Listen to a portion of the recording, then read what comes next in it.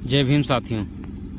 आज हमारे channel civics गुरु पर हम एक बहुत ही ऐतिहासिक सफ़र शुरू कर रहे हैं। आज हम जानेंगे उस महान किताब के बारे में जिसने हम सबको सम्मान से जीना सिखाया, यानी हमारा संविधान।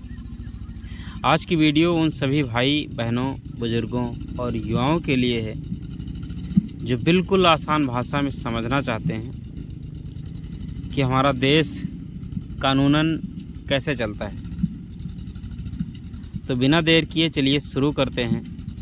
साथियों, जब हम बाज़ार से कोई नई किताब खरीदते हैं तो सबसे पहले पन्ने पर क्या लिखा होता है, विषय सूची या भूमिका, जिससे पता चलता है कि अंदर क्या मिलने वाला है। ठीक वैसे ही हमारे संविधान का सबसे पहला पन्ना है, उसे हम कहते हैं प्रस्तावना, यानी प्रिएम्बल कहते हैं। यह हमारे संविधान की आत्मा है।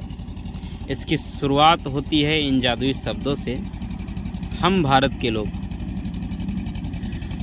बाबा साहब और महापुरुषों ने साफ कर दिया कि इस देश में सबसे बड़ा कोई राजा या नेता नहीं, बल्कि सबसे बड़ी इस देश की जनता है।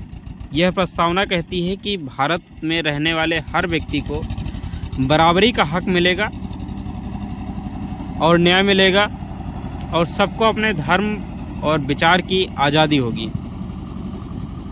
अब बात करते हैं संविधान के भाग 1 की, जिसमें आते हैं अनुच्छेद 1, 2 और 3 और 4। इससे समझने के लिए मान लीजिए कि हमारा देश भारत एक बहुत बड़ा परिवार है और इसका एक बड़ा सा घर है। अब देखिए इन अनुच्छेदों में इस घर के बारे में क्या लिखा है, ये समझते हैं। सबसे पहले आता है अनुच्छेद 1। यह हमारे इस बड़े घर का नाम तय करता है। इसमें लिखा है इंडिया यानी भारत राज्यों का एक संघ होगा। सरल भाषा में समझें तो जैसे एक बड़े परिवार में अलग अलग भाइयों के कमरे होते हैं। कोई यूपी में रह रहा है, कोई बिहार में, कोई पंजाब में, तो कोई महाराष्ट्र में। ये सब अलग अलग राज्य हमारे देश के हैं, लेकिन ये सब मिलकर एक ही घर का हिस्सा हैं, जिसे हम भारत कहते हैं। कोई भी कमरा इस घर से अलग नहीं हो सकता। अब आता है अनुच्छेद 2। ये कहता है कि अगर बाहर का कोई इलाका या कोई नया मेहमान हमारे इस घर में शामिल होना चाहता है तो हमारी संसद यानी देश की बड़ी पंचायत उसे कानून बनाकर भारत का हिस्सा बना सकती है। जैसे साल 1975 में हुआ।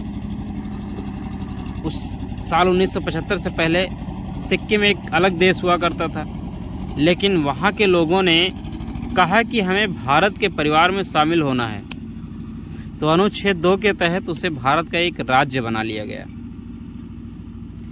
इसके बाद अनुच्छेद 3 आता है। यह हमारे देश की संसद को यह पावर देता है कि वह हमारे नक्शे के अंदर बदलाव कर सके, यानी किसी राज्य का नाम बदल सके, उसकी सीमा बदल सके, या एक बड़े राज्य को काट कर 2 छोटे राज्य बना सके। जैसे हमारे घरों में जब परिवार बड़ा हो जाता है तो हम एक बड़े कमरे के बीच दीवार बनाकर 2 कमरे बना देते हैं ना। ठीक वैसे ही सरकार ने उत्तर प्रदेश में से उत्तराखंड अलग कर दिया, मध्य प्रदेश से छत्तीसगढ़ और बिहार से झारखंड अलग कर दिया। इसके लिए किसी बाहरी देश से पूछने की ज़रूरत नहीं है। यह काम अनुच्छेद 3 के तहत ही होता है। और भाग 1 का जो आखिरी अनुच्छेद है वो है 4। यह बहुत सीधा है। यह कहता है कि अनुच्छेद 2 और 3 का काम करने के लिए, यानी नया राज्य जोड़ने या नया राज्य पुराने राज्य को बदलने के लिए, सरकार को कोई बड़ा या पेचीदा कानून बदलने की ज़रूरत नहीं है।